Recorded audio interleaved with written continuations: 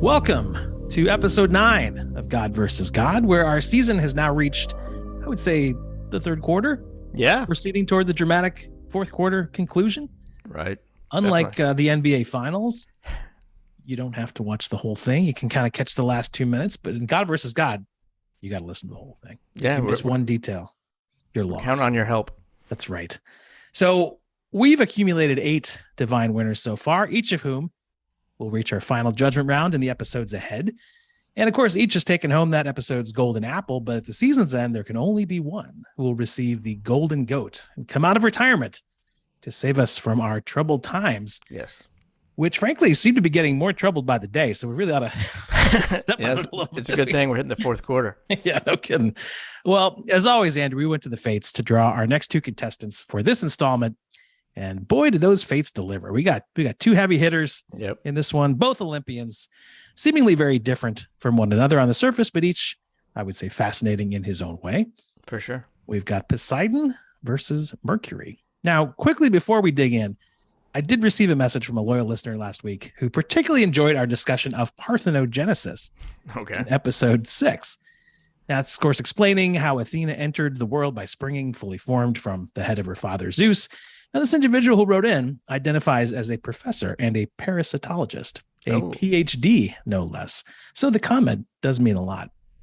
And he mentioned these tiny aquatic animals called rotifers, who are females only, and they rely entirely on parthenogenesis to reproduce. Wow. Which I imagine to some females of our own species might seem like a pretty good situation, but only for the rotifers at this point.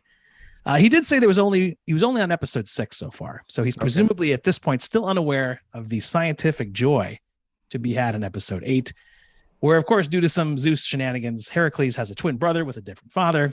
And so I responded to this listener. I said, with great pride, Doctor, you enjoyed the parthenogenesis. Stick around for the heteropaternal superfecundation. And Andrew, as you know, I've done a bit of advertising copywriting in my day, and that's the kind of pithy sloganeering you can expect from a professional like myself. Stick around. Yeah, stick around. So let's get it going. Episode 9, God versus God, Poseidon versus Mercury. As always, may the best God win. Yep. So I'm going to start with Poseidon. I'm going to start with something a little different. There's an audio clip I'm going to play. Okay. And we're going to start it here. Now, as I was preparing the episode several days ago, just as I sat down in my chair to begin researching Poseidon, we here in Chicago were treated to a very loud and dramatic summer storm. Yeah. Which, considering it's Poseidon, it really did feel like an omen that our first contestant in this episode was kind of ready for his close-up. You know, Poseidon's been it's on the sidelines the first 8 episodes. He's the god of storms. He was making himself heard directly to one of the show's co-hosts. Now, as we'll hear tonight, I believe Poseidon is a very flawed figure in this competition. In many ways, even a villain of sorts. I do appreciate that he found the time to make a personal introduction in advance of the episode. I almost felt like a threat.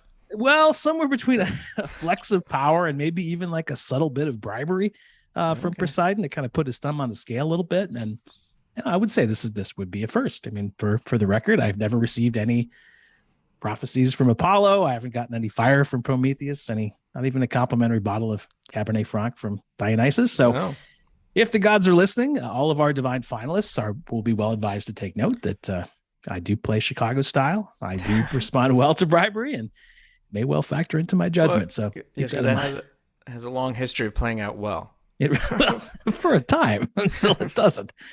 Now, Poseidon, to his credit, also knew when to stop with the storm. He didn't throw in an earthquake. He didn't send a horse to the front door, have a dolphin wash up on our patio. He knew that might be kind of overdoing it, so he knew when to say when. But he certainly could have done that because his God toolkit does contain all of those things. So Poseidon is a quadruple threat, god of the sea, storms, earthquakes, and horses. Now, of course, the Romans know him as Neptune, but in keeping with at least my tradition, I will be using the Greco rather than the Roman. I believe you're going to use the Roman later, which will be a nice counterbalance. Yeah. But we'll stick with Poseidon for this first segment. Now, he also holds the epithet Earthshaker, which strikes me as one of the cooler nicknames we've heard on the program. Above all, of course, he's known for being a god of the sea. Strikes a very familiar image there. Of course, he's usually bearing his trident, which is that 3-pronged implement Traditionally, it was used for fish spearing back in the day, and that would be typical for the Greeks of the time living by the coast. But as we'll hear, Poseidon used his trident for a great many other destructive purposes. Occasionally, as a side weapon, he also will wield a boulder that is encrusted with marine creatures. So, of course, like some octopi, some fish, some crawdads, kind of this weaponized, portable, rolling seafood tower of sorts. He's always got a crown on, or most of the time, and he's often shown wearing a wreath of wild celery. So also thinking good dietary practices. He's working some vegetables in with the seafood tower. Get the fiber, yeah. That's a balanced meal, yeah. Poseidon will have multiple residences as one of the kind of the OG Olympians. So spends plenty of time with his fellow top-tier gods up in Olympus. But being the god of the sea, he also has a nice underwater spread down there, this palace on the ocean floor, fashioned of coral and gems. Plato even suggested had him living in Atlantis, which I assume he meant the now lost city of Atlantis, not the giant resort down in the Bahamas, although I'm sure he would have felt he probably has a place there too. Very comfortable down there as well. But to get from home to home, he had a fitting ride, did Poseidon. He had a chariot. It was pulled by 4 creatures known as the hippocampus. So sort of picture like a big half horse, half fish that can ride along the sea. Right. And when Poseidon is riding the sea, even if the seas are angry, according to the so-called historians of the time, the seas calm right down when Poseidon and his big old seahorse monsters roll by. So he commands every part of the sea. Now, as for the origin story, we've had a number of Poseidon stories that have factored into past episodes. And in my memory, he rarely comes up well. No. Always kind of seems like an entitled brat. He's got great inherited power, but really questionable moral compass. So I want to touch briefly on a few of those stories, but I want to challenge myself to give him a fair shake this time, to try to empathize, get his side of the story, try to walk in his shoes, which I presume are some kind of high-end sandals, maybe some aqua socks, and really try to get inside his head. Flippers, yeah, that would be appropriate.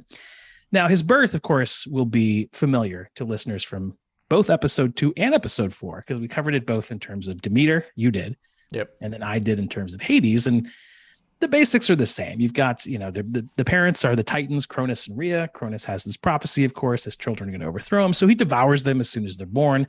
That's pretty familiar. So Poseidon, along with his siblings, Hades, Demeter, Hestia, Hera, they all spend their early years within the digestive system of their paranoid father until, of course, the last of the brood, the mighty Zeus, gets snuck away. He's replaced by a stone. Cronus disgorges the children and proves the prophecy correct, and that they do ultimately overthrow him in the Titanomachy, along with the rest of the Titans. So sorry about that, Cronus. You were right the first time. There is a slightly alternate telling of it that I learned for this episode, however, that like Zeus, Poseidon himself is also stolen away before his father can eat him. This is not the predominant myth, but it's still in the mix. So he gets snuck away. His mother, Rhea, does the job, seeing some of her other children obviously devoured by her husband, has made an impression on her. So this time Rhea hides among a flock of lambs, gives birth to Poseidon there, and then persuades her husband Cronus that she has in fact given birth to a colt rather than a baby. So a small lamb, gives that to her husband instead. Of course, he devours that, but she puts Poseidon on the side, protects him, which, I mean, every good old Greek man loves a good lamb dish, so it's not surprising he would have gone for it. The story checks out. But now, considering the story again from Poseidon's perspective, I think I have even less sympathy for him, because instead of growing up, in close kind of gastrointestinal quarters with his siblings, he's lovingly raised in a field of lambs, which sounds kind of bucolic, perhaps even delicious from time to time. So that sounds like a really nice upbringing. So this hard scrabble childhood that I had distributed to him, and now I'm starting to wonder about that. He was too easy. He was, that's right. He was soft. He didn't have that digestive upbringing that the rest of them did. So we'll recall, after the 10-year Titanomachy, the Olympians, of course, defeat the Titans. Cronus gets his lifetime sentence down in Tartarus. So the world is divided then among the 3 top-tier gods. Zeus, of course, gets the sky. Hades receives the underworld. And Poseidon gets the sea. Poseidon also gets that trident that he gets as a thank you gift. It's forged by the Cyclopes as a thank you gift for winning the war, setting them free from their imprisonment, and becomes this invaluable tool for unleashing chaos in the years ahead. Now, pretty early on, Poseidon decides once he gets the sea, he really wants to lock in that domain. So he pursues a young woman named Amphitrite, a beautiful sea goddess whose father is Oceanus, the father of all the river gods and goddesses. Yeah. Pretty smart move. He's essentially securing the family business by marrying essentially the old boss's daughter, saying, all right, if you've got the rivers, I've got the sea. Let's make this happen. Amphitrite isn't as crazy about the union at first, about marrying Poseidon, doesn't rub her the right way. So she flees to the Atlas Mountains to protect her virginity. And Poseidon is taken by her, but he doesn't feel like going through the effort of looking for her directly. So he delegates the task to a friendly dolphin. He's the god of the sea, so the dolphin is essentially an employee. Sends the dolphin. The dolphin not only defines Amphitrite, but he somehow talks her into going through with the marriage. So the dolphin apparently can talk as well, it turns out. It's in the mountains. In the mountains. So it is not only has impressive verbal skills, but can really get around in ways that you don't expect. I just want to picture this. Yeah, that's right. That's right. So the dolphin is a very persuasive dolphin, talks her into it. And Amphitrite does marry Poseidon, does become queen of the sea. And Poseidon has a lot of gratitude toward the dolphin for this. So as a token of favor for the dolphin, he creates the Delphinius constellation of stars as a little thank you note. Okay. Not clear to me what a dolphin is supposed to do from having a constellation, but I suppose it's a thought that counts, I guess. And it's a good opportunity once again to remind our listeners of how astronomy works. That's true. Yeah. With the flash of a god's hand. So big story from episode 6. You remember about Athena, the goddess of wisdom. Of course, she and Poseidon have this competition to determine who's going to be the primary god of the city of Athens. Each of them is going to present a gift to the Athenians. The people are going to vote. The winner receives the city's undying devotion. So Poseidon, as we talked about that episode, sticks to his strengths. He sticks the ground with his mighty trident. Up comes a saltwater spring and springs out of the ground.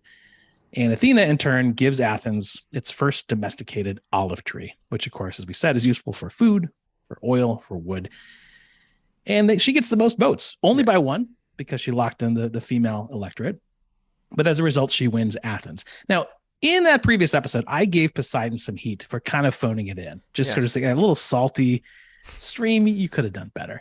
It seemed a little lazy to me. And the Athenians probably thought so too. It just seemed it was salty. It was undrinkable. But on further investigation, Andrew, it seems Poseidon had that gift as something bigger in mind. He was thinking of it as a symbol representing opening up Athens to trade, opening trade routes with that spring. It was going to create more water, allow ships to come in and out, which ultimately did happen. Athens became at its height, was a great sea power. So despite rejecting that gift, I think Poseidon had this sort of symbolic gift in mind. So kind of forward looking. And, now that I look at it with fresh eyes, not only are you opening up economic possibilities, if you accept the gift, you're also opening up some waterfront real estate, which of course is going to boom the local economy. So he was really thinking ahead more than I gave him credit for. Yeah. Just didn't sell it properly. Yeah, if you have to explain the gift, right. It's not working. It looks like a little salty stream, but at that point, already taken by the olive tree and it's too late. Yeah. So, forward-thinking gift. That said, when he loses the election, he's so upset that he just throws a huge Poseidon-style tantrum, sends a monstrous flood across the Attic plain, and causes all kinds of chaos and misery. So in the end, the Athenians do kind of get it all. They get plenty of water. They get their trade routes. They get all the olives they need to keep them in martinis for centuries. But certainly a case of Poseidon being a pretty sore loser. Right. That said, with a little more digging, there is more to the story as well. So in a second version, Poseidon's gift is not a little spring, but he strikes his trident in the ground, and what should appear but the very first horse. Now we're talking about a very different calculus here, horse versus an olive. Now the balance may change a little bit because you've got, beyond just this one horse, you've got a new mode of transportation. You've got potentially a new form of recreation in horse races. Right. You ultimately can make jello from the hooves down the road. I mean, all kinds of things you can do with the list goes on. Possibilities, In this version, though, Athena and her olive tree still win, and he still causes the flood and chaos ensues again. But on the plus side, because of this, the part of the myth that survives is that Poseidon is forever associated with the horse. And he's credited not just with making it up, but teaching people how to manage horses with a bridle. He becomes the patron of charioteers. And yes, he is both the inventor and the protector of the horse race. So next time you're down at the track, watching the ponies, maybe putting a little deuce on the nose of a nag, you got old man Poseidon to thank for that. I don't know what those words mean. Horses aside, the sea, of course, will be the biggest source of worshiping for Poseidon. The sailors will seek his help when they go for a long or a dangerous voyage. And in battle, in many cases, a military leader will seek Poseidon's favor before the big battle by just sending a group of horses into the sea as a sacrifice before the battle. Which, again, strategically sounds a little silly. You're probably going to need those horses in battle.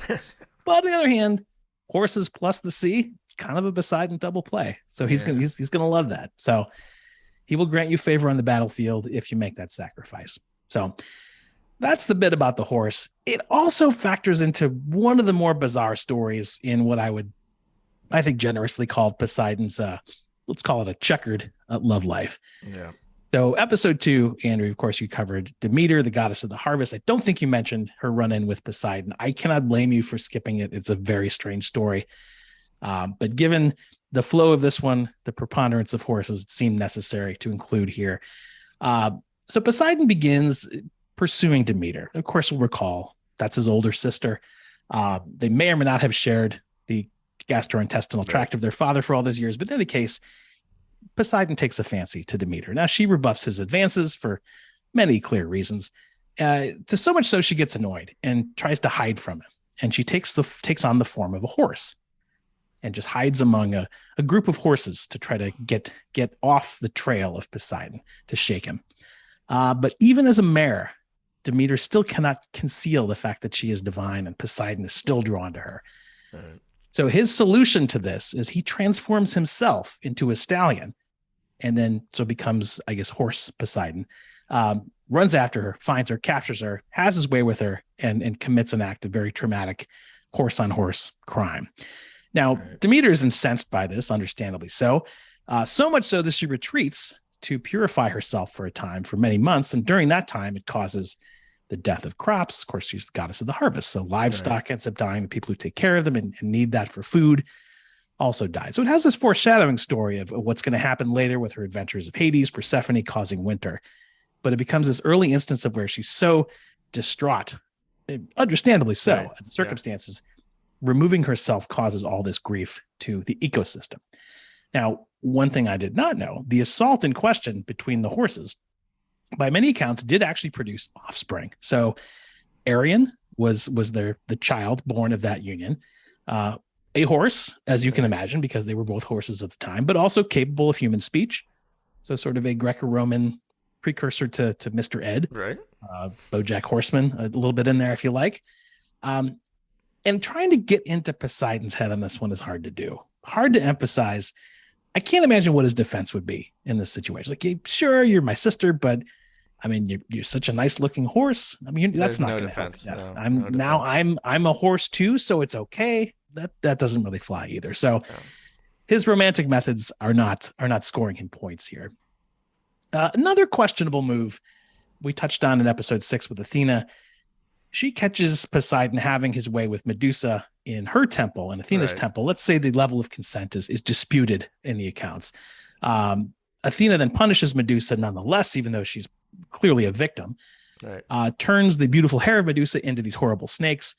And you may touch on part of this story because you're covering Mercury and he's involved a little bit. So he may come up a little in the second half. But one thing I didn't know, when Medusa is ultimately beheaded, there is a detail I missed. So that union of Medusa and Poseidon had rendered Medusa pregnant at the time she was killed. So when she's ultimately beheaded and she's killed by Perseus, because of that pregnancy, she out of her body flies the product of that sinister union, which includes Pegasus, a winged horse, and Chrysaor, a giant who's wielding a golden sword. So not only is Poseidon causing all kinds of trouble with various women, he's leaving this trail of talking horses and flying horses and giants, just an utter mess everywhere he goes. At one point, and this will be one of the last illicit affairs I mentioned, he has an affair with his granddaughter, whose name is Elope. Now, his son and her father, Cercyon, who's a king, is very upset, understandably, when he learns about this union. So he is so upset and ashamed, he buries Alope, his daughter, alive. Now, at this point, Poseidon, you'd think, oh, does he reach for the trident? Does he cause a flood to open up the burial tomb and have her set? No, he doesn't do any of those things. But because it's his granddaughter, he's got a soft spot for her. So he turns her into an underground spring. Doesn't save her life, but just transforms her into some water. Also named Alope, allegedly runs to this day. So small consolation prize. Not a great look again for Poseidon. He's not good. No. And we don't have time to run through every one of these questionable escapades. I will call out one more because it's kind of fascinating. So he has a dalliance with a young woman named Caeneus. Do you know this story? I didn't know. No, I had never heard this. So several variations again, and there's three that I'll point to. So the nicest one, Caeneus and Poseidon get together. They have a nice time. Afterward, she's asked to be granted a wish. Poseidon says okay, and her wish is to be turned into an invincible man. So not just turned into a man, but an invincible man. Yeah. So Poseidon, as is the style, grants the wish, and Caeneus, now he, ends up becoming this great warrior who is immune from the weapons of other fighting men. So gets what she wants, becomes a he, and ends up succeeding gloriously on the battlefield. That's the nice version. Darker version is that after a more of an assault type situation, the two of them get together. Caeneus does not enjoy it. And she asks Poseidon to turn her into a man afterwards, so she will never bear children by him or anyone else. Now, rather extreme birth control measure there, but it does work. The third and kind of lighthearted version, which I think is a nice one to land on. Poseidon is wooing Caeneus. She asks for a favor in return if she's going to get together with him. He agrees before hearing it. And then Caeneus makes a request to become a man. Poseidon does so. And then just kind of realizes he's just hanging out with a guy. So instead of his romantic interlude, they probably just have a couple beers, maybe go to the horse races and just call it a night. So he does the admirable thing. Foiled. Yes. He is foiled. But he, in that moment, is a man of his word, gives Caeneus what she wants. He walks away, and these two bros have had a great night together. Just not the kind of evening Poseidon was counting on when he started. In any case, Caeneus may, by this story, be kind of the first trans man in history. So in this Pride Month, worthy of celebration of where it all began, despite the checkered circumstances, depending on the story that you believe. Right. Finally, worth mentioning, Poseidon, of course, has a small but very important role in the Odyssey. Now, the hero, Odysseus, early on in the story, blinds one of Poseidon's sons, who's a cyclops named Polyphemus. Of course, this angers the god of the sea. It's his son, even though he's a grotesque cyclops. He's still his boy. Yeah. So he casts vengeance on Odysseus. He sends storms. He sends he causes the complete loss of his ship, his traveling companions, and ultimately delays Odysseus a delay of 10 years in getting back to Penelope back in Ithaca. An incredible amount of inconvenience. He just sort of does this, moves on to his next bit of chaos. And of course, it takes Odysseus those 10 years to get back home. So not just chaos, but incredible inconvenience. Right. On the plus side, if not for that punishment, the Odyssey would really not have been much of an Odyssey. So that book becomes more of a quick business trip, maybe a long commute. Not much to it. So in any case, huge inconvenience, but at least he gave us that story. So looking at the span of Poseidon, very much a mixed bag, I would say. Certainly a sore loser when it came to the competitions, even though I have underestimated some of his gift-giving skills, but still, he ends in a bad way every time. To say the least, highly dubious in his treatment of men, women, horses, sometimes both. Master of inconvenience, as we just talked about, all about casting out floods, earthquakes, impregnating victims with talking animals, and everything, all the kind of chaos he can bring up. On the plus side, as we said, perhaps an early champion of trans rights, but that could be stretching a little bit. And of course, he is, as we said, the founder of the horse race. But for the most part, he spent a great deal of his time, despite great power and great privilege, just getting into skirmishes, causing trouble, rattling his trident, and riding around on that chariot drawn by his giant seahorses. So we'll see. I guess I've opened up some new pathways to the story of Poseidon. I'm still not terribly convinced he's much more than just kind of an agent of chaos. We'll see. We'll see if he has the goods to compete in the final segment of this episode 9. So there's Poseidon. Yeah, he doesn't have to be good. He just has to be better than the other guy. So we'll see. This is true. This is true, at least for this episode, at least for this golden apple. Very good. Well, I hope you learned a few things, Andrew, about Poseidon. Yeah, good. Definitely. For a man of that kind of stature, just a lot of really strange, small, and curious stories. But yeah, such it is with the mythology that we take so dear to our hearts. Outstanding. Well, that's segment 1. In just a moment, we'll be back with segment 2. Move on to Mercury right after this. Excellent.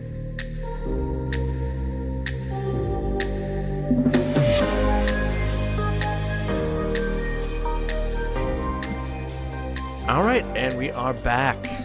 Thank you, Matt. Way to start us off. And this week, as we said, I have Mercury, who is probably best known in myth as the messenger of the gods, or though more specifically, he's actually the herald of Jupiter, king of the gods. Jupiter is also Mercury's father. So Mercury sort of works in the family business.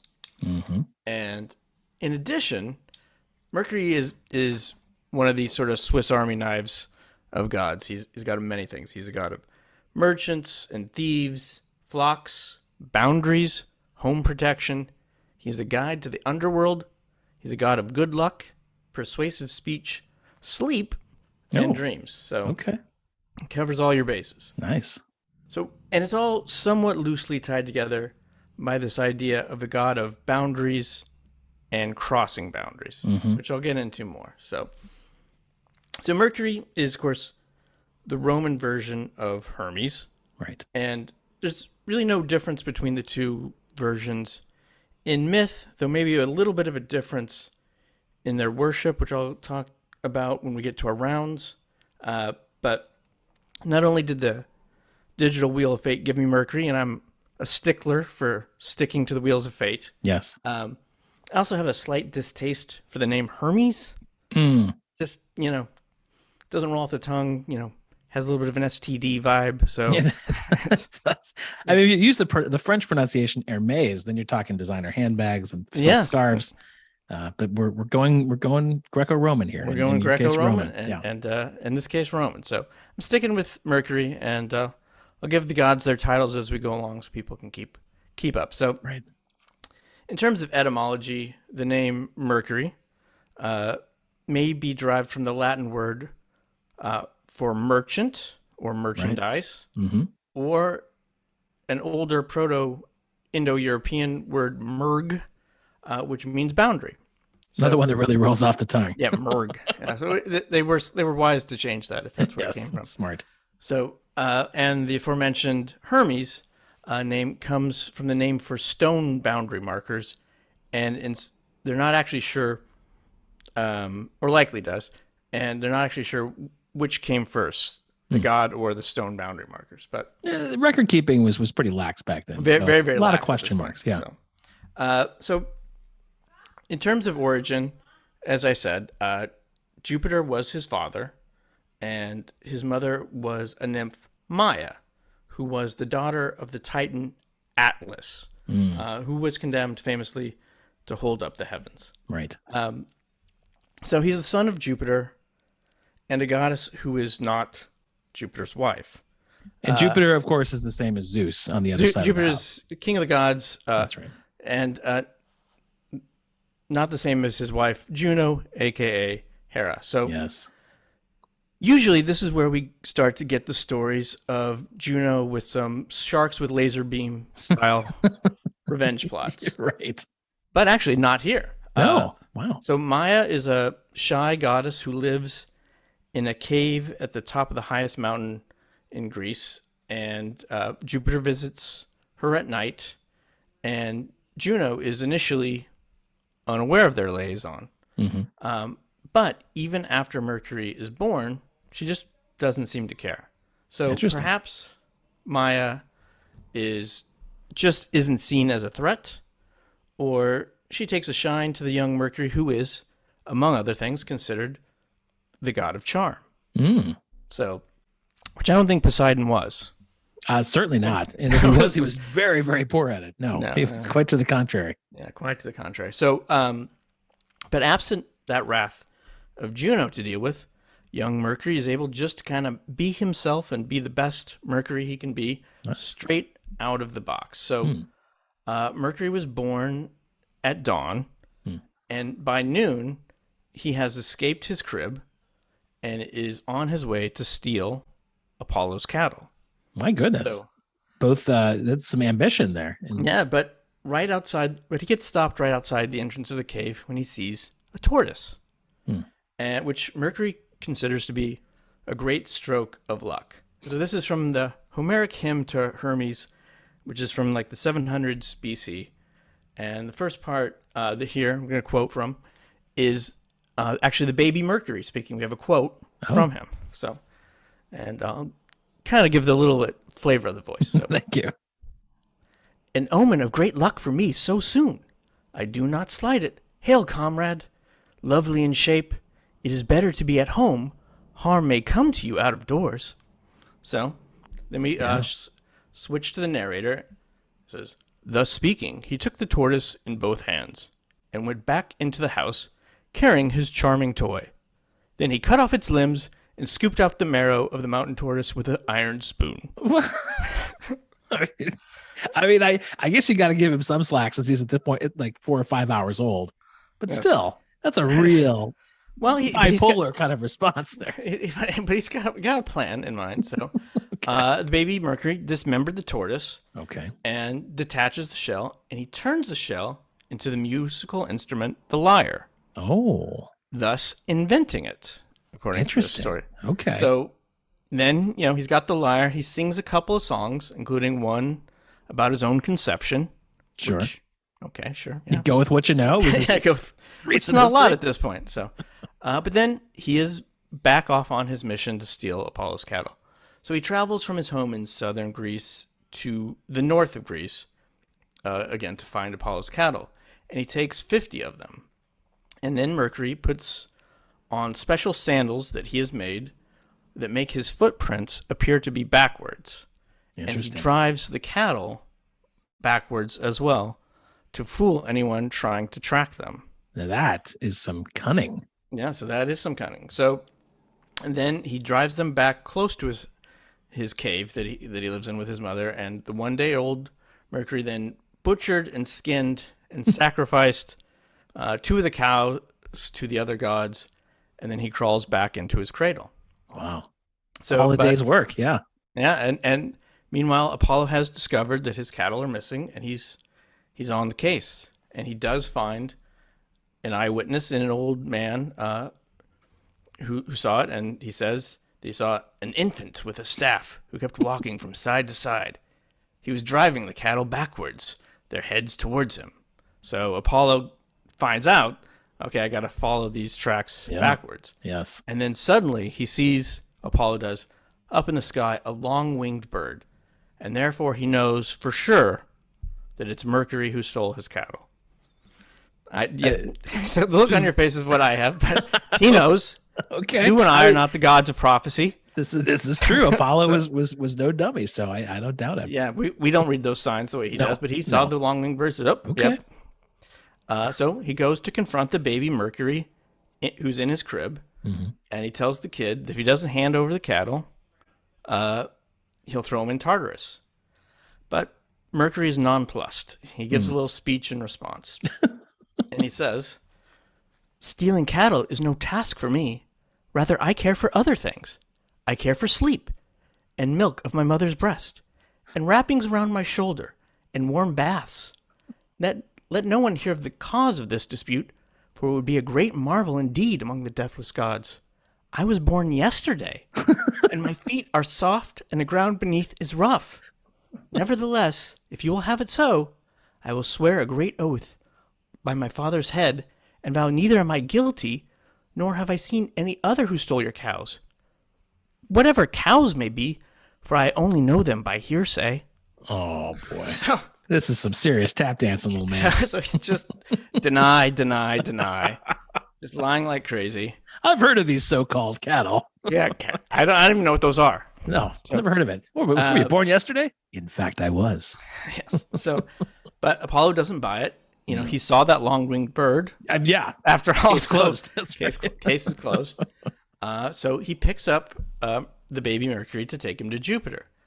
But as he does, and we'll go back into the poem, while Apollo held him in his hands, Mercury sent forth an omen, a hard-worked belly serf, a rude messenger, and sneezed directly after.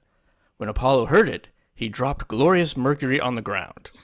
So he farts, he sneezes at the same time. I mean, Thus not inventing. Yeah. Go ahead. I was going to say inventing the snart. So, first the lyre, the next day the snart. This guy's on a roll. Yeah. So he's got it going on. So, but nevertheless, Apollo takes baby Mercury before Jupiter and makes his accusations. Jupiter is amused and impressed by the brazenness of Mercury, but he's also not buying it. Right. And he orders him to give the cows back. And Mercury cannot refuse his father, so he takes Apollo to the cattle. Of course, he's short two already. Yes. Right. Because he sacrificed them. And Apollo's a little upset by that. But while they're there, Mercury takes out his lyre and begins to play a little.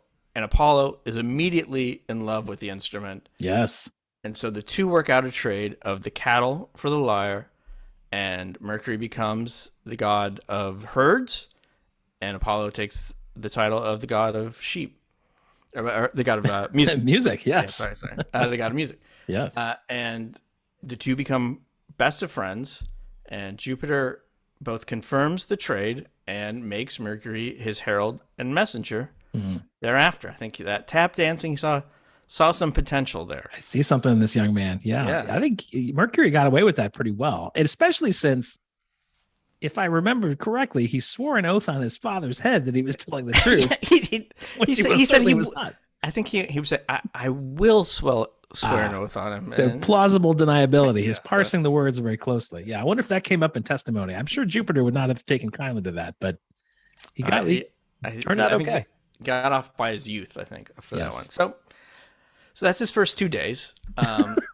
It's a rousing beginning. So later in his childhood, he steals Poseidon's trident, and he also steals the bow of Artemis. Wow. And the invisibility cap of Hades. Those are some serious trophies there. Yes, and all of which, of course, are returned, but it's really the game of taking them that he seems the sport, like a little catch and release. Yeah. So, and then later he does acquire the attributes that he keeps, which make him recognizable to many of us. He has the winged boots that carry him over land, water, and air and allow him to fly. He has his herald's wand with the two intertwined snakes that had the power to put people to sleep or to wake them up, and also to call forth the souls of the dead. Wow. And he has his broad-rimmed traveler's hat, which kept water off of his face. Great. Thoughtful. And he very often has the cloak of the unseen because of his travels down with Hades and him not having a whole lot of use for it. So, so Mercury, as I said, landed the job of Herald of Jupiter. And so there are many instances where Mercury shows up, makes an announcement on Jupiter's behalf, or gives a decree, and just sort of moves along and doesn't do a lot. Sometimes there's a judgment, sometimes it's a wedding announcement. But there were times where he delivered more than a verbal message. And such was the case with the nymph Io. So she was a nymph who was turned into a cow by Jupiter when he sort of panicked to hide her from his wife Juno when she caught them together. But Juno isn't fooled, so she's thinking fast, and she demands the heifer as a gift from Jupiter.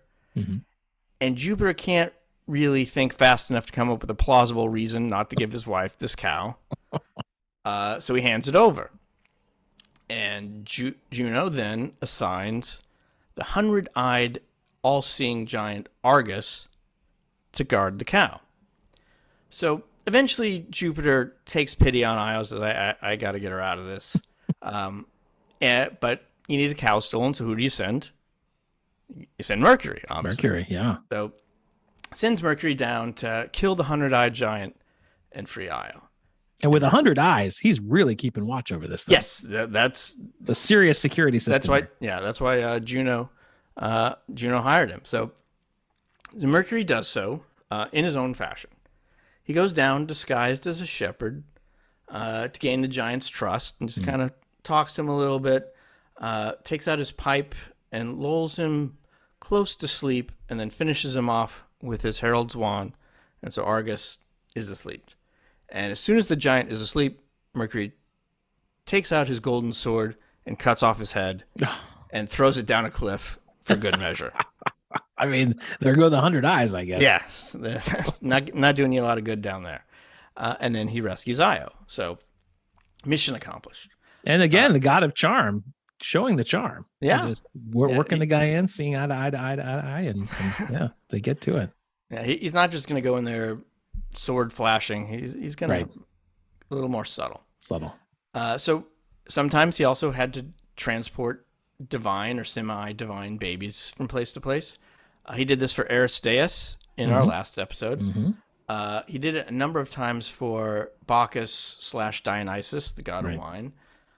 He delivered Bacchus first to some river nymphs, but he was tracked there by Juno, who was seeking revenge on him. And so Juno drove the nymphs mad with an eye to have them tear the baby Bacchus apart. Because that had worked well the first time he was born. Right. So his first birth, yes.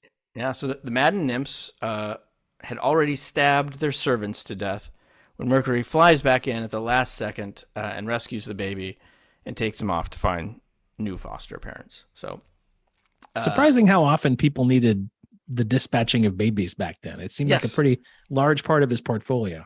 It was a theme for sure. And then in the Trojan War, he supported the Greeks, but he does conduct the king of Troy safely into the Greek camp using that sleep wand to help him collect his son Hector's body, who Achilles has refused to release, and the gods take affront to this. So Mercury helps him out. So as I said, Mercury is this liminal deity, which means a deity concerned with boundaries and going place to place, concerned with crossing boundaries, protecting them. And kind of one way to think about Mercury's various domains is kind of the result of 1,000 years of word association on boundaries. Well, that's kind of a boundary. That must be her. That must be Mercury. The boundary in your heart.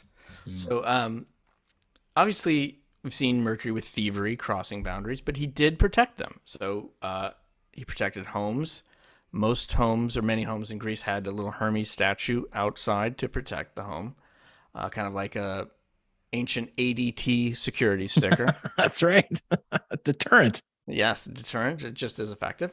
And he was the god of the market, and despite his own habit of perhaps bending the truth, he did feel that a deal was a deal.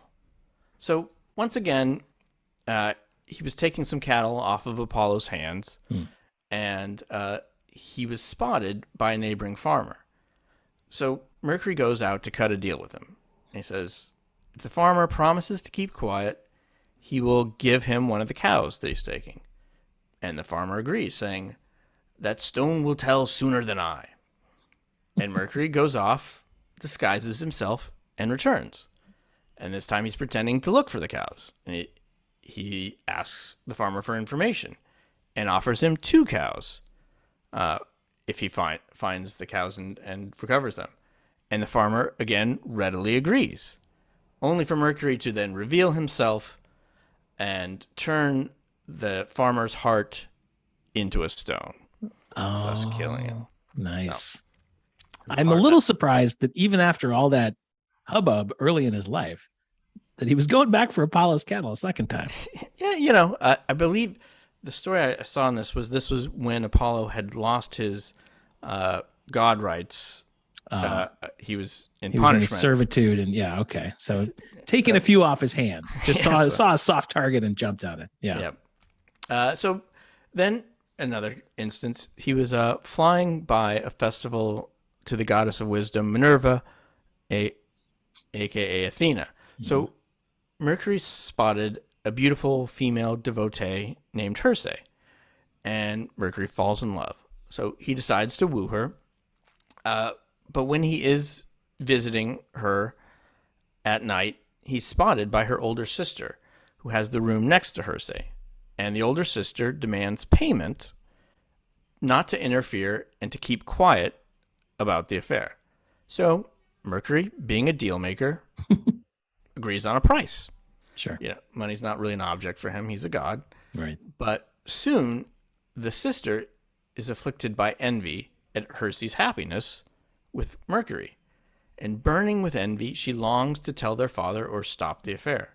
So she confronts Mercury one of the next times he visits, attempting to bar the door from the god.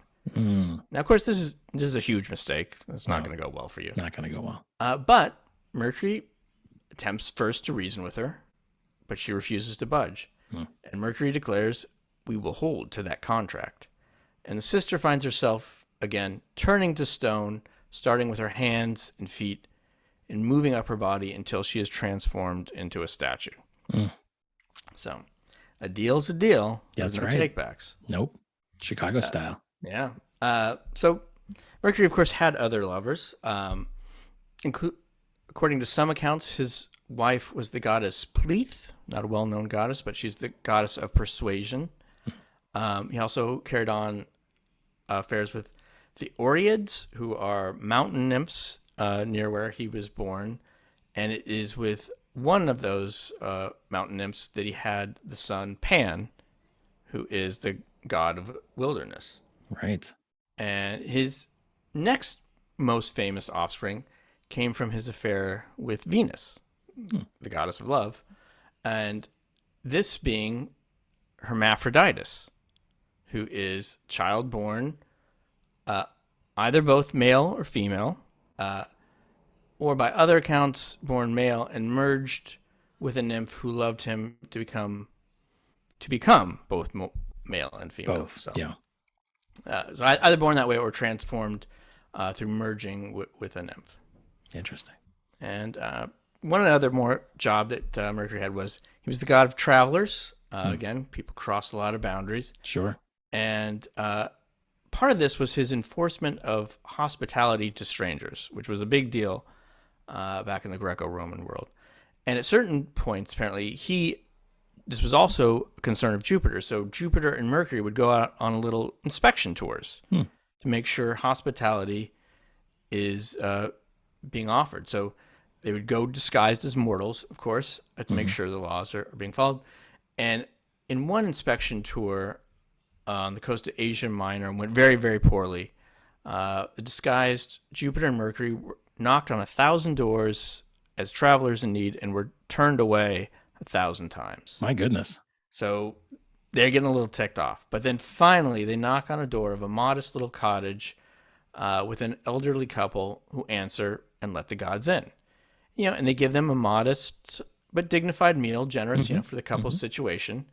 But then the couple notice that the olive bowl and the cheese plate they give them are never going empty, and neither is the wine bottle. So it's a miracle that the couple have been granted bottomless wine bottle and endless apps, inventing perhaps the first Olive Garden. I don't know. Very nice. But the pious couple at the first Olive Garden, of course, give thanks to the gods for the bottomless apps and endless wine. And Jupiter and Mercury then reveal themselves to the couple and give them a warning that they should get out of town because the two gods are about to flood the whole village and all their inhospitable neighbors with it. So the gods do so, sparing only the couple's home and making it into a temple where the couple serve as priest and priestess to the gods, and they grant them their wish that when their time comes years later, they will die together and they do so, transforming them into trees at that moment so they can live side by side. That's lovely.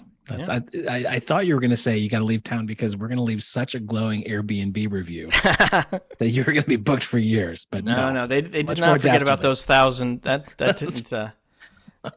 So now this one didn't come up in yours, but there was another hospitality tour where they brought along Uncle Poseidon or Neptune. So Neptune, Mercury and Jupiter and Neptune or Poseidon are given hospitality by King Hyrieus. And Hyrieus tells them that after his beloved wife died, he had vowed never to remarry. And he was going to keep to his vow, but he did want a son because they'd never had any children. She died early. So instead of talking about, adoption services or grabbing one of the many exposed babies off the rubbish that seemed to be lying around back everywhere, what they do, they lay out a cow's hide, they throw a little dirt on it, and then the three gods piss on it. Okay. And this gives creation to Urion or Orion. Oh. That's how he came to be, who later becomes the very famous hunter. Yes. And a constellation with a prominent belt in the sky. Of course, more astronomy. So I took it from the delivery of this in Ovid that Urion would have been a pun in Latin. So that's very good. There you go. We've certainly heard, more unusual origin stories, but that's creative. Yeah, that's up there. So now the ultimate traveler was Odysseus, who you mentioned. He had many frequent sailor miles on his account. So Mercury was on the other side of this because he was a friend of Odysseus's as the ultimate traveler. And at one point in his travels, Odysseus' men, as they always do, get themselves into trouble. Always. They get themselves turned into pigs by threatening the witch goddess Circe. So Odysseus, as always, is back on the ship, not paying attention. As soon as his back is turned, they get themselves in trouble. So hearing this, he's off to save them. But as he's marching up to the goddess's home, Mercury intervenes and gives Odysseus the antidote to Circe's pig transformation spell. And he also tells Odysseus that if Circe asks him to sleep with her, he must accept because she is a goddess, after all. But before he does so, he must make her pinky promise on the river Styx to no more shenanigans. You may be updating the vernacular, but that's a rough translation. I'm trying to bring it into the modern world. So, like it. Of course, he does. Odysseus follows Mercury's advice, and it all works out just as he said. And Mercury is also a psychopomp. Or soul guide, much like Hecate. Great word. Guiding the souls of the dead to Hades, crossing that ultimate boundary. And he's often named as the god who accompanies Persephone back and forth. I think maybe there's a job share with Hecate. And he accompanied Hercules or back and forth to Hades. And at one point, he retrieved Sisyphus, who's famously condemned to roll a boulder up a hill forever after he had absconded from Hades. Mercury is the one to bring him back. So lastly, one more chapter in Mercury's career, that Mercury was also an author.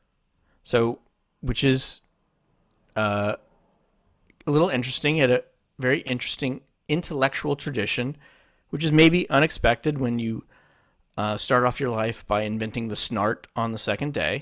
Right. But through the Greek side of his tradition, there was a philosophical, religious, and scientific list of books called the Corpus Hermeticum, which was attributed to have been written by the god himself and had a significant and enduring following, which we will, of course, cover later in our rounds. Wow.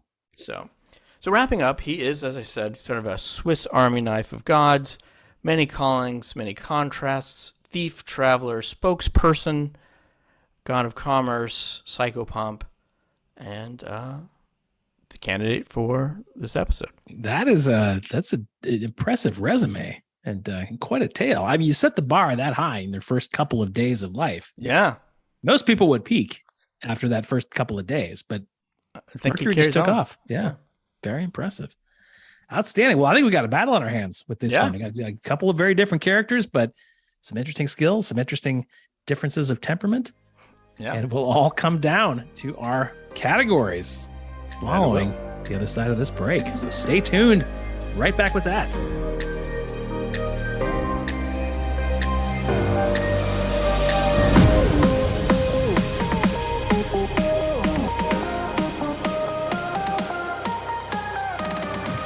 And we are back for our 5 rounds, that will determine who gets the golden apple for this round. And the first of those rounds is Immortal Combat. So I'll go first with this. And Mercury's he's an interesting one on this. He's got some pluses and minuses. Mm-hmm.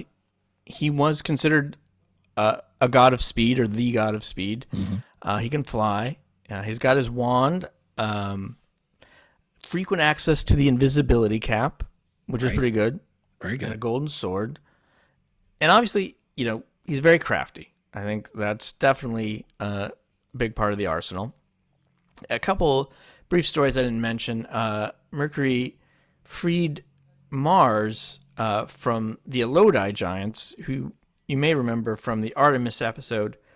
These were the giants who were killed when Artemis ran between them as a deer, right? And they threw spears at each other. So at that same time, they had captured Mars and held him prisoner for over a year, and they finally sent Mercury in to steal him away. So he had those skills. Nice. He killed a giant in the war with giants using his sword, but they kind of all. I was going to say that's almost par for the course at this point for these guys. That's entry level. That's just setting the bar. That's the ante. So, and of course, he did kill the other giant with many eyes, again, using his guile. Right.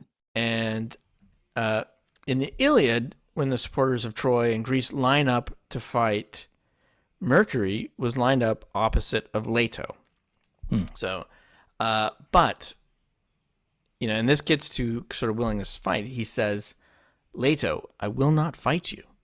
Since it is a hard thing to come to blows with the brides of Zeus, you may freely speak among the immortal gods and claim that you were stronger than I and beat me. Wow. So he just bows out. So class act. Yeah. He's a class act, but I do think that doesn't help him in this round. For all those it probably helped him with Zeus in the long run at the time. But yeah, so that's him. What are we looking at on the other side of here? Poseidon was very powerful, was called by many the second most powerful god after Zeus, because of just the sheer brute force strength of these earthquakes and these floods. Like we said, he was on the winning side of Titanomachy, so he did have a hand in defeating the Titans, but of course, as have many over those 10 years. So must have had some worth in battle, but we don't really hear much about the kind of hand-to-hand combat with Poseidon. He uses earthquakes and floods. He's something of a one-trick pony in that regard, or I guess a two-trick pony if his other trick is actually creating ponies. But you don't hear much about him using that sort of fish-encrusted boulder. He's got an entourage of talking dolphins and fish horses. I'm not sure they're going to be terribly useful in battle beyond riding him around in style. That said, from a temperament perspective, he did have a temper. He has a sort of sense of wrath and frustration. And so when it comes to pure battle, he's certainly shown a willingness to use the tools of war at his disposal, even though he's not terribly creative in how he applies them. But he's certainly willing to use those weapons. So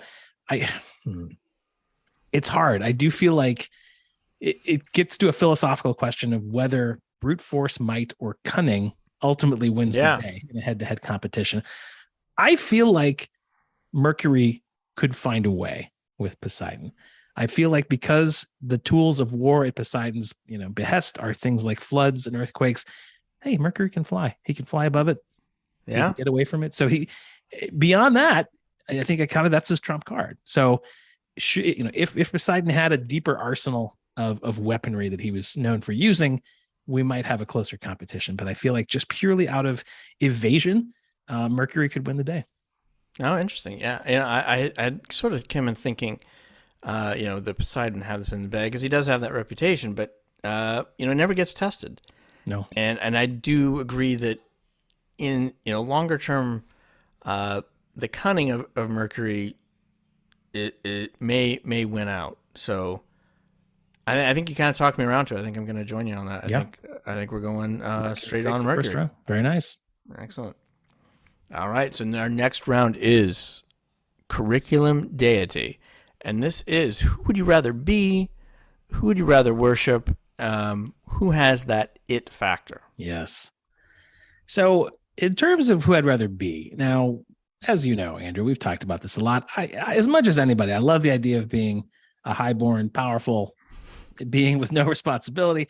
Despite all those advantages, Poseidon generally seems pretty miserable. I mean, his love life, if you can call it that, beyond his wife, which actually is a good part of his life, all of his extracurricular activities end up in disaster. He's got a nice pad, but it's also underwater, which, has its challenges. I think it's great for him. I don't know how comfortable I would be there. He has access, presumably, to a great array of seafood. But if you're living down at the bottom of the sea all the time, even the best seafood you might get tired of after a while. Also suffered from sibling rivalry for sure. I mean, certainly Zeus being kind of the key component there. But even Hera, Demeter, they're out there. They're doing things. They're getting things done. And I feel like Poseidon is just throwing tantrums. So there's a lot of internal strife there that I don't think would be enviable. Yeah. Just out there causing floods and 10-year traffic jams. So being him does not sound terribly appealing. In terms of following, there were a lot of temples in his honor. A lot of, they all had their games, their festivals. I'm sure plenty of animal sacrifices, probably even sacrificing horses.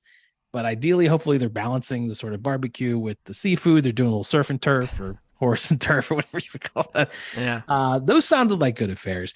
Even though he came in second in that competition for Athens, he was still the chief god of the city of Corinth. He still was the man in charge of many of the cities in the region, the Magna Graecia, which is now part of Italy. And you'll remember from episode 1, Dionysus had his Maenads, his followers, that he would drive into a drunken frenzy. It turns out for worshippers of Poseidon, there was something similar where, according to a text from 400 BC, his worshippers would fall into a legitimate mental disturbance to the point where Poseidon in 400 BC was blamed for certain types of epilepsy.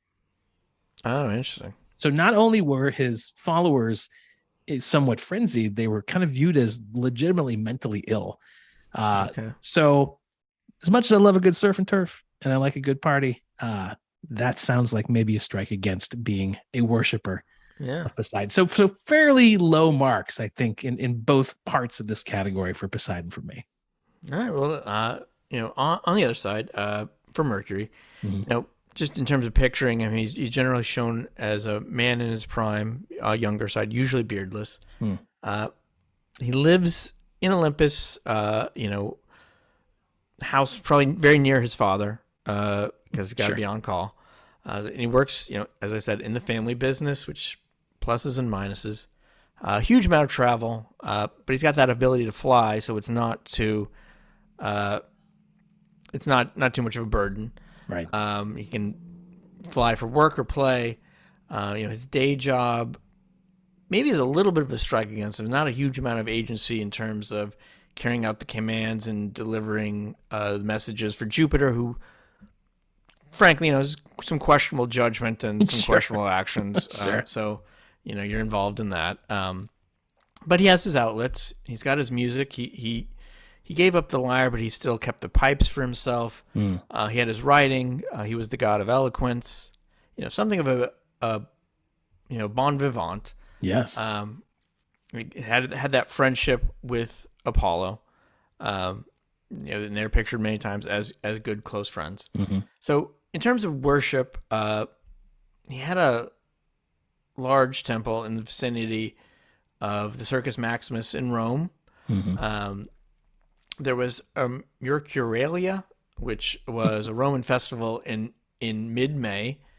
which is mostly celebrated by travelers, sailors, and merchants, pouring a little bit of holy water from one of his springs on their heads to forgive themselves for sins of the past year and set themselves up for the next year. Okay. Not bad.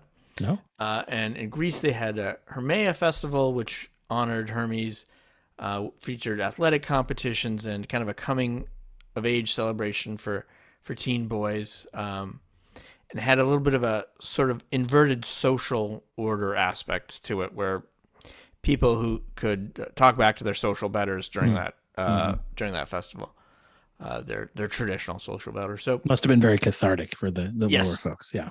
Yeah, definitely for people who were kept down. So, and then in Greece, there's statues basically on every doorway, or most doorways, and he was considered to bring good luck to his followers. Very nice. So, I mean, it sounds like the profile of a Renaissance man if the Renaissance had been invented at that time. Yeah, definitely.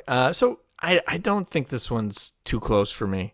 No. Certainly the way you've laid it out and the stories that you've told about Poseidon are not the kind of person or deity I would aspire to be. He's whatever the he's not aspirational in the least. So that's right. So I think we're both on Mercury for this one as well. I think we're both on Mercury. So now, Andrew, I do have a postscript on this one. It doesn't really factor into the judgment, but I made this discovery, and I had to find a place to put it because this is truly fascinating. We don't talk about a lot of modern day stuff on this program.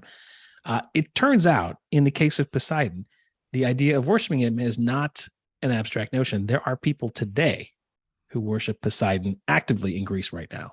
Okay. So he is part of the modern Hellenic religion. I just learned this last week. Right. Was recognized by the Greek government as a religion in 2017. So not long ago.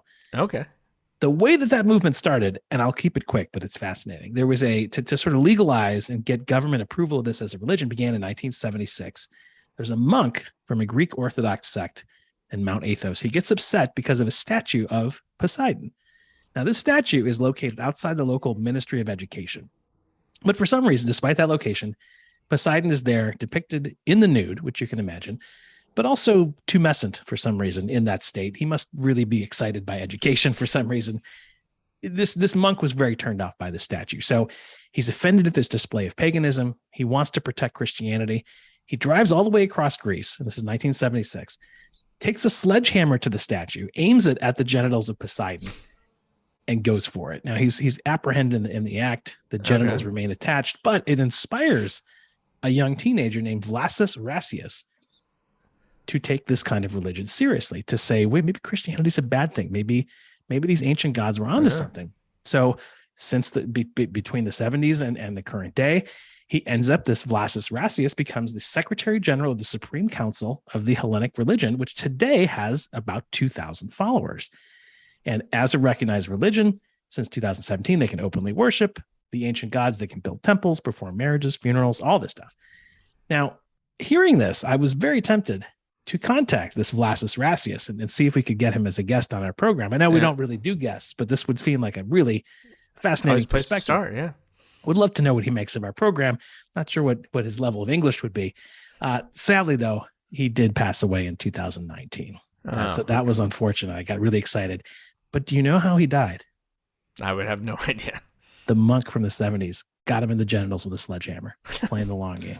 All right, now that part. That was like, everything else in that story was true except for that last line. So good. I'm glad. True enough. To this day, fascinating reading, a rabbit hole that I did not expect. But these folks have beautiful temples. They have outfits, all sorts of rituals to this day in Greece. So when I travel there later this year, maybe I'll have to drop by and attend a service.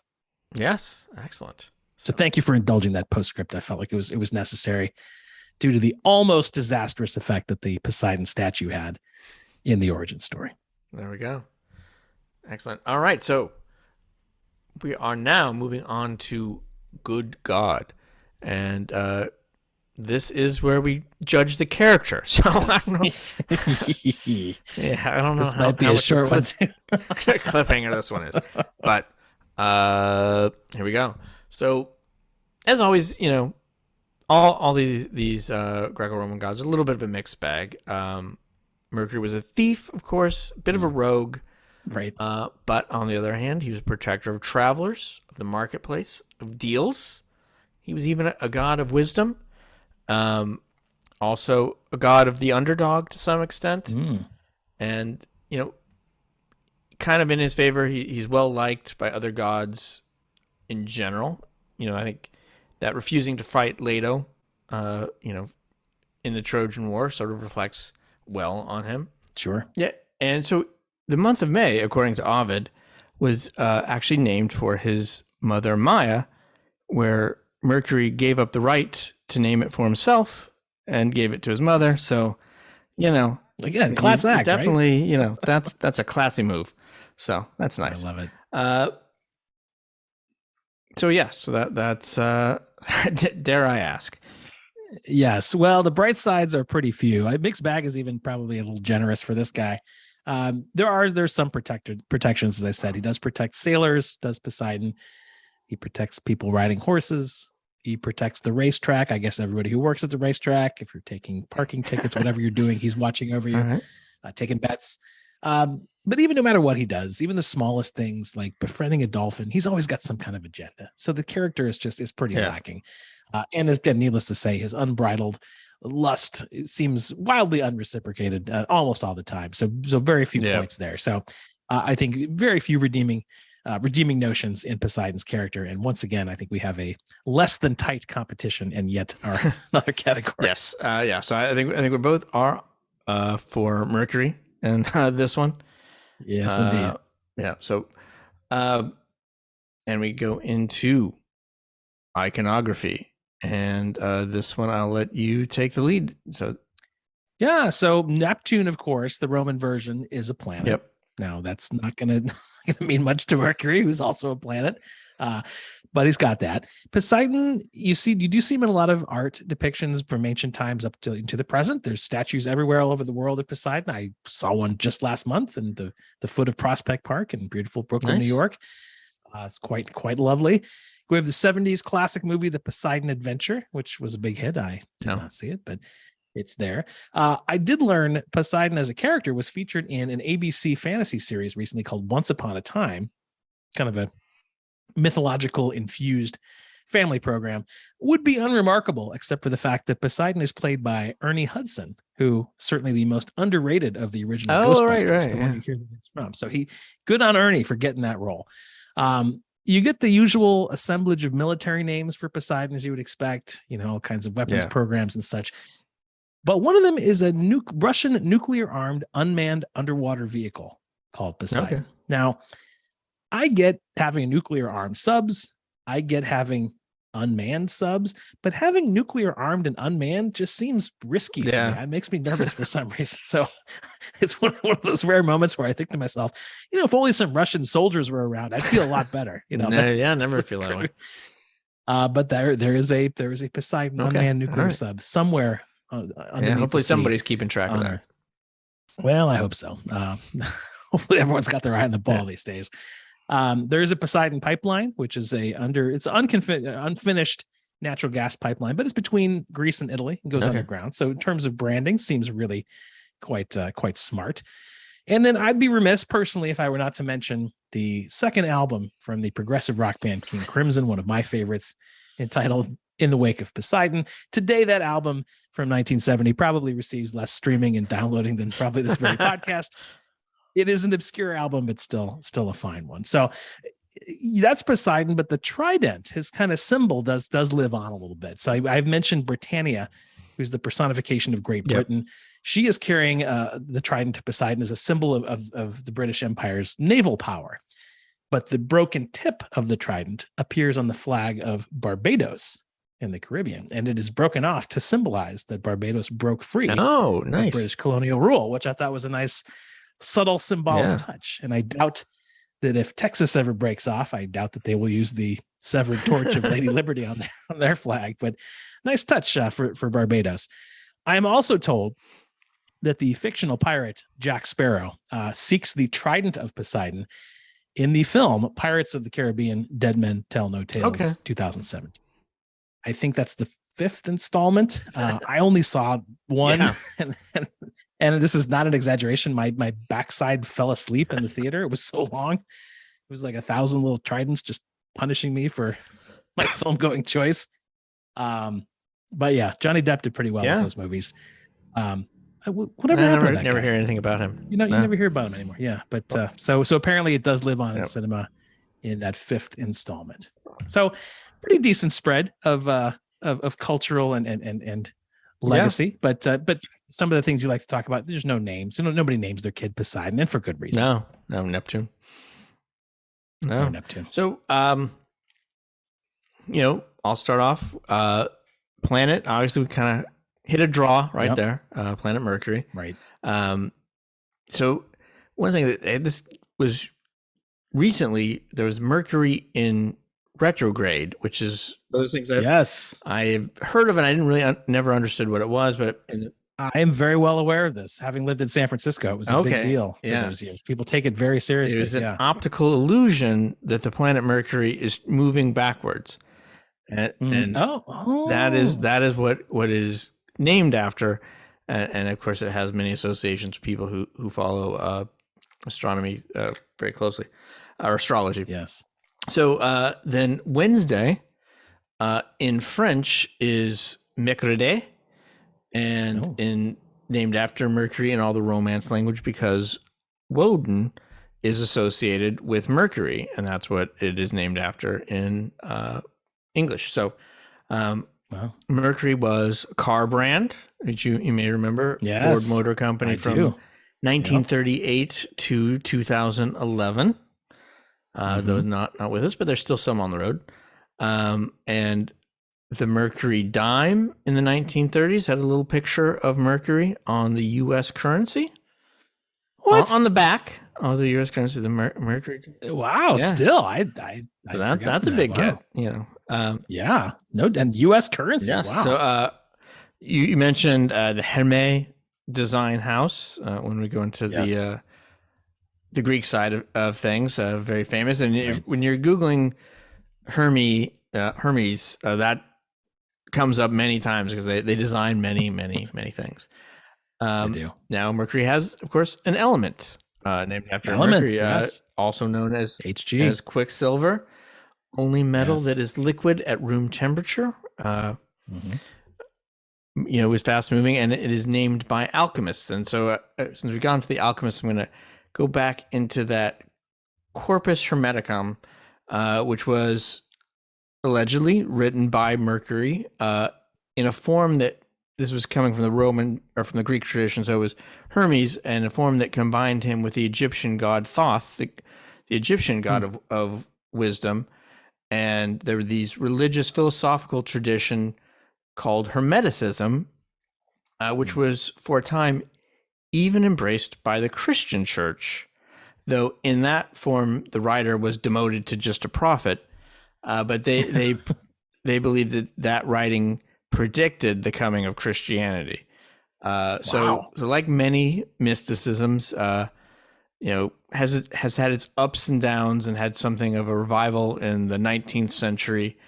But on the scientific side, really, out of this writing is where we get alchemists come out of this. And so things like hermetically sealed comes from Hermes, and that is through alchemists and many of the Bunsen burners and sort of scientific tools that they developed in their quest to turn various things into gold.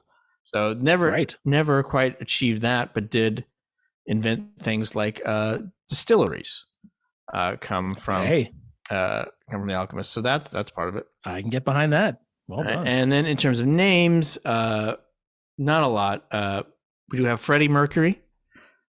No, I'm sure that was not his. It was not. And the Miami Dolphins great Mercury Morris. Okay, yeah. You may have heard of.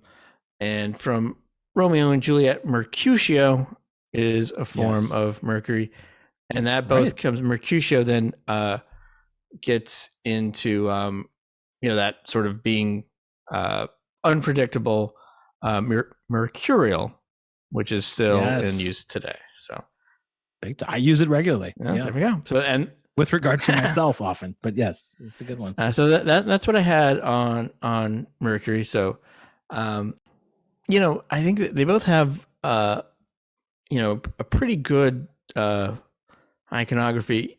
On the Poseidon side, you know, one thing I think the visual of Poseidon is very recognizable to people. Right. You know, you talk about those statues and things. So if you show a picture of Poseidon, I think most people will find it. Mercury, maybe a little bit less. I forgot to mention the FTD flowers. Oh, the Mercury man, because they deliver very quickly. Yes, they deliver. That's a good one. Very quickly. So, you know, it's a tough one on this one. Probably the toughest of these rounds. Yeah, I think it comes down to whether it is the heritage or the sort of legacy of the god himself, or whether it is the sort of outcropping of all influences based on the god. And I like to think about it in the second category. So I think, given the range of influences, I think once again I'm going to go Mercury. I think I'm going to go. There's actually more that when I looked down there, when I found it, there were more things than I thought I was going to find, and you know. There's some good stuff there. So, yeah, at the risk of offending the Russian Navy, I think I'm going to cast my vote for Mercury. There was, so don't stick Poseidon after me. There was recently the Ukrainian Navy has a Neptune missile also that recently was shot at a Russian. That's right. The warship, right? Yeah. So I think they cancel each other out in that case. So works both ways. But we're going to stick with the Mercury. So. This is 4-0. So yeah, this is not a squeaker as we predicted. This one's kind of a rout. But you know, every sport has the occasional slugfest, and those can be fun to watch in their own way. But we do want to play this out, even though the Golden Apple is not in question. But Matinee Idol is our final round, and always one of my favorites. Yes. And so I believe I have the first on this one. You do. And I will take it away. So I feel like a limited series is the way to go here. And I think in this case, kind of the interesting storyline to me is that contrast between Mercury's day job as spokesman and agent of Jupiter and his own moonlighting activities of stealing stuff and that kind of stuff. So I would transform it into the modern day, maybe a where are they now sort of feel. And he is by day the front man for his dad's behemoth, but not terribly well run corporation, maybe something like Lightning Corp. Like, you know, occasionally you have things in that vein where father and son do their little undercover boss tours around the company. Sure, yeah. Or Mercury can do some sort of cleanup mission of a questionable legality after things have gone awry. But at night, Mercury is the witty, debonair, international jewel thief. And of course, I'm tentatively titling this Mercury in Retrograde. So, man, that's a so there you go. Are you listening, Netflix? You've got it. You've got your first season right there. So as a jewel thief, he's got exotic locales. Also, he's maybe give him a hidden lair under the mountains. Call back that cave. But also, he has a philosophy Substack that he writes. And maybe current day author. Maybe once in a while we have a voice over of one of his posts that is elliptically referring to that week's episode in a way that nobody could ever figure out if they had not just watched the episode. This is Easter egg upon Easter egg. So, and then on the casting side, I'm going to go with Pride of Newburyport, Massachusetts, best known as Steve Harrington from Stranger Things series, Joe Keery. Okay, yeah, very nice. I think you can pull that off. He's got the debonair aspect to him, and topical. Excellent. So, there we go. Very, very topical. Almost ripped from the headlines. Well, speaking of ripped from the headlines, so a bit of a challenge for this episode or this installment's Matinee Idol with Poseidon. Clearly, not the most compelling character, certainly not sympathetic. with all the tantrums and the assaults. Might be great for special effects shots, big floods, big earthquakes. So you win some points there, but nothing that's terribly character driven. So I guess I'm proposing a bit of a twist on the Poseidon story. So since I mentioned Johnny Depp earlier, I had to look up what's this guy been up to. Apparently he's been in some headlines recently. And so picture him in the present day. Now he's at home. He's gone through what he's gone through in the last several months.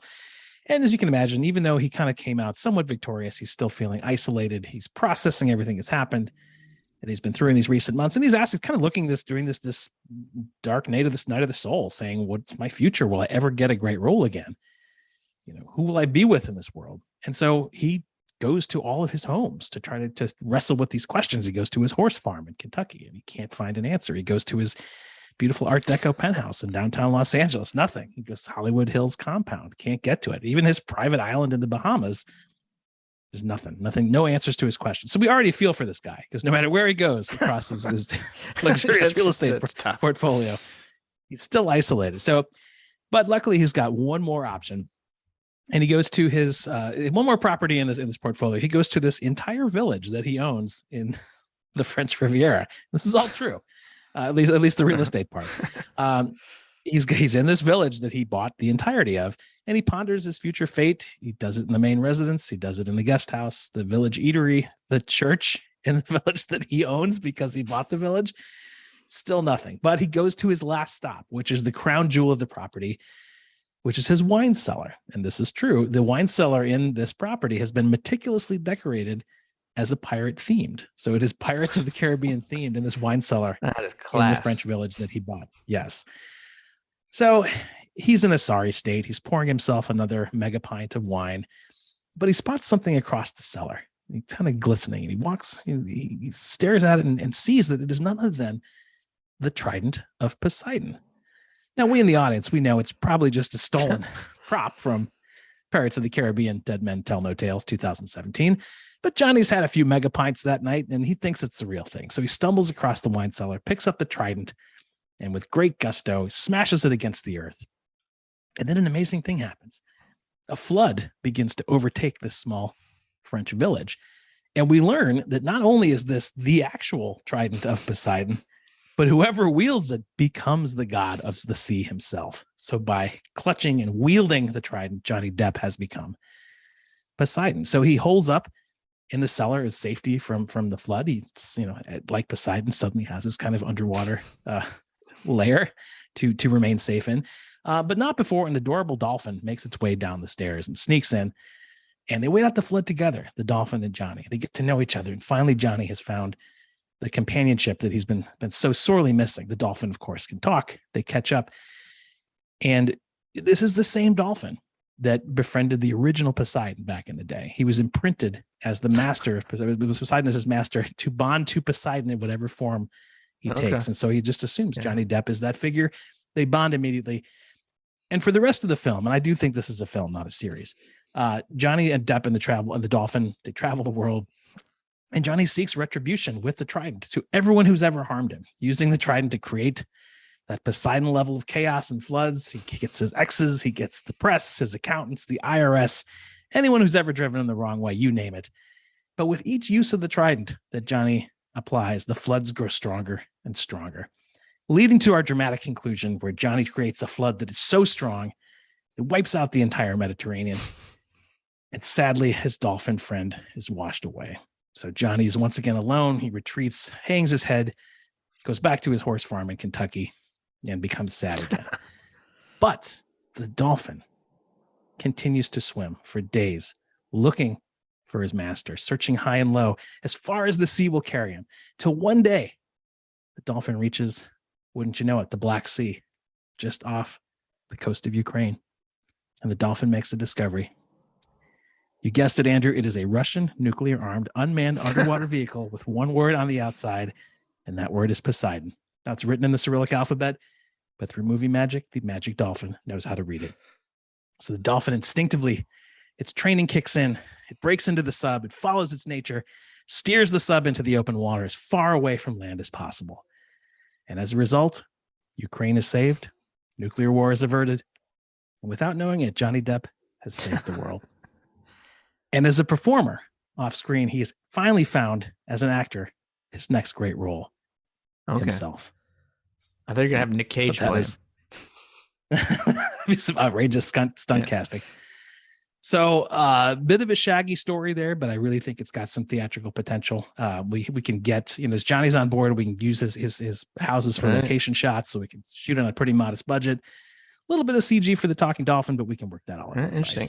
So, I had not followed the recent headlines really, so I'm assuming this is just what happened in that in the recent trials. It's just absolutely ripped from the headlines. Yeah, I mean, you hear about extreme weather events. A lot of them are just caused by the trident of Poseidon and Johnny Depp's hands. Yeah, interesting. Yeah, so there you have it. Very interesting. So, that really has me sort of speechless. But which is always there are layers upon layers in that. There's so many. It's just a layer cake, if you will, of Poseidon-y goodness. Yeah, so in some ways you did capture the essence of the myth, the essence of the god, but interesting. I'm going to stick with Mercury on this one. I feel like maybe I'm feeling more commercial. Yeah, I think Mercury, in the way you've told that tale, is a much more viable commercial property for television. I think it could be written and staged today. I will split the vote. I will vote on Poseidon on this one. In some case to avoid a shutout, but because I think the world needs this kind of original and bizarre storytelling. And if we can learn one thing from Poseidon and all of his flaws, it's that he was an original. And for better or for worse, there was nobody else like him. For sure. Just like Johnny Depp. So that is interesting. Well, I don't need to. Yeah, I don't think we need a calculator to do the tally on this one. But I think we have a winner for this week's Golden Apple, and it is Mercury. It is Mercury. Moving on to the next round. So we will be back. We're gonna go and choose our use our device to choose our next gods. The fates will take care of it for us. I think we've got one more of these head-to-head battles left, and we have some special episodes which lead us to the end game. More details to follow, but we are getting into the fourth quarter, folks. So you can feel the tension rising, and that golden god or golden goat will be awarded before long, before summer's end. So excellent. We look forward to it. We will be back with you in the coming weeks. Listeners, thank you for joining us. As always, our gratitude to Andy Snow for the theme music, andysnow.dj. Got to spend some time with him last weekend, and he's always a joy. And you can get us anywhere: Apple Podcasts, Amazon Music, Google Podcasts, Spotify, Stitcher, you name it. And if you've stuck around with us for this long, give us a like, give us that 5-star review. And if you've done it one place, you can do it others. That the My Pillow guy won't know. It's not against the law. There's secret safe with me. Yes, indeed. You can find us on the socials. Always entertaining content to be had there. Yep. And of course, as always, check the official God versus God playlist on Spotify. Every episode, 2 new songs befitting our contestants from the week before, chosen in fascinating ways. Yes. Well, that shall do it. Andrew, as always, a pleasure and an honor. It's been a good rollicking episode. I've enjoyed it. Hope you have as well. And the same to all you folks at home. So with that, that's a wrap on episode 9. And God versus God will be back with the big X in Roman numerals. Episode 10 coming next. Until then, so long, everybody.